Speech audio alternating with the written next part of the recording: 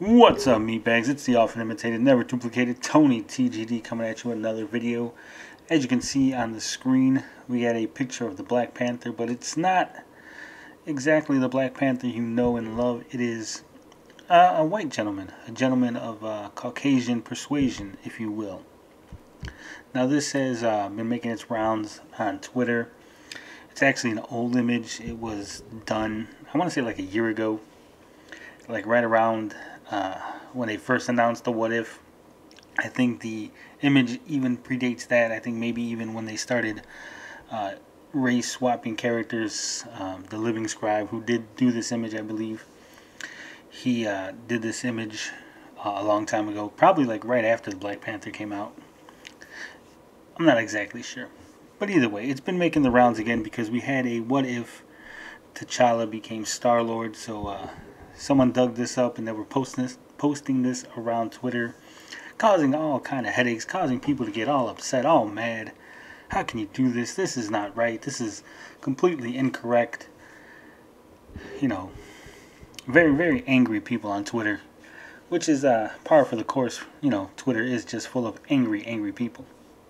Now, if you know anything about the comics, if you know anything about the history of the character Black Panther, you'll know that this image is not actually that inaccurate. It's actually very plausible for many reasons. We're going to go through it right here in this video. How there could be a white Black Panther. So first off, we're going to take a step over to this Marvel fandom page here for the White Wolf, Hunter the White Wolf. Now, if you're not familiar with this character, this is the adopted brother of T'Challa. He is a white gentleman whose parents' plane crashed in Africa. He was recovered by T'Challa's father, adopted into the tribe, became an official Wakandan, if you will. His parents died in the plane crash, obviously. Now, he was born before T'Challa. He technically was the heir to the throne until T'Challa was born. He would have ascended to become the Black Panther. However, like I said, T'Challa was born, so he kind of lost his spot to the actual son. However, he was awarded the position of the White Wolf. He was the head of the secret police for the Wakandans, basically like the Wakandan version of the SS, if you will.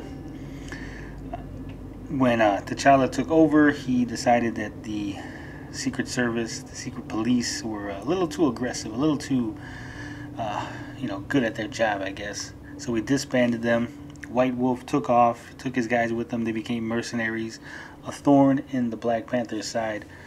But, like I said, this is a white gentleman. This is a gentleman who has a legitimate claim to the throne, a legitimate claim to the Black Panther mantle. And you could actually do a what if based around this character. You know, what if T'Challa wasn't born, or what if something happened to T'Challa where he got injured and he couldn't become the Black Panther, and so Hunter ascends the throne, becomes a Black Panther, but he's a white dude. It'd be an interesting story. You know, it'd throw people off. You know, we did see T'Challa take off in the last episode. You know, he went into space. However, this character was not introduced. This character was not even mentioned. I don't think he exists in the MCU. But he is a character from the comics. So he is a character that could potentially be a white Black Panther. Now, the second candidate for a white Black Panther is this man here, Kevin Cole. Now, Kevin Cole actually did take up the mantle of the Black Panther for a time. He is a biracial individual. His mother is Jewish, his father is African American, and Kevin Cole is actually nicknamed Casper because if we scroll down here, you can see he actually looks very, very Caucasian, very white, even though he is half black. And like I said, he did take up the mantle of the Black Panther for a while. Eventually, T'Challa came, talked to him. They kind of worked out a deal. He got a little training from T'Challa. He was going to ask if he could, eat that special herb, the heart-shaped herb, and get all the powers. But Eric Killmonger came in and said, hey, you don't need to do all that shit. I can give you the fake one and you get some powers anyway. So he did that. He got some abilities. He then started calling himself the White Tiger. And eventually he retired. T'Challa comes back, convinces him to come out of retirement. Says they're going to make him a new identity, a new hero. Not a White Tiger, not a Black Panther, but something new. That is one of those storylines that just kind of faded away. It's just hanging out there. No one really knows. There's no conclusion to it. Maybe they'll pick up on it years later. But as I said, he was the Black Panther officially. He is half white. He does look Caucasian. And again, this could be a character that they could introduce into the MCU who, much like his comics counterpart, just takes up the mantle when the Black Panther disappears, decides he's going to be the Black Panther. And it would be, like I said, an interesting story to how people would react, seeing that it's not T'Challa under the mask, seeing that it's actually a individual who looks white. He would be able to represent light-skinned African Americans, African Americans who face prejudice and oppression and racism from their own people just for not looking black enough. So that would be an interesting little twist, a little interesting twist on the narrative of racism in America, but that's probably a little too advanced for the MCU.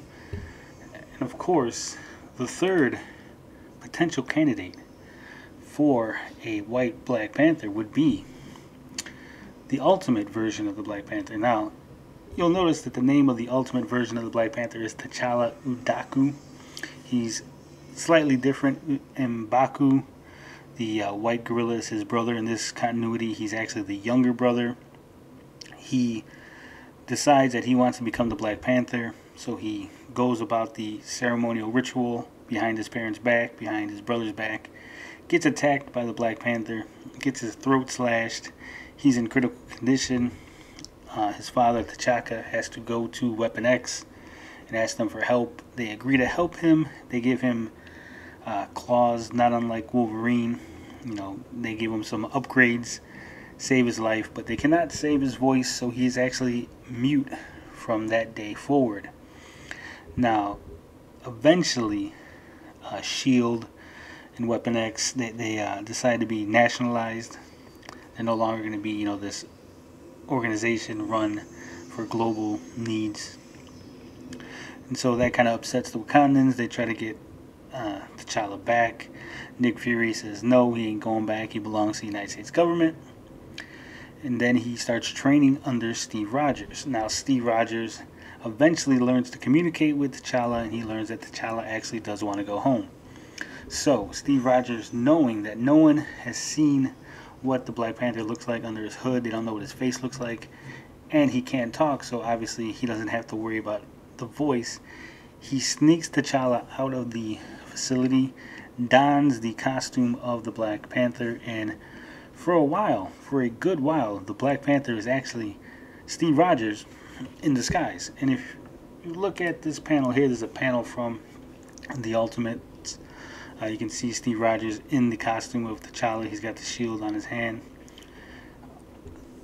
So there it is. That's three potential candidates for a white Black Panther that would be comic accurate, that would not disrespect the history, the culture around the Black Panther. But I mean, what do you think? Give me your thoughts in the comments. Let me know what you think. Am I full of shit? Is this something that we should worry about? Is race swapping a big deal? Let me know. But you know how we do it in this channel. Love, peace, booty grease. We out this bitch.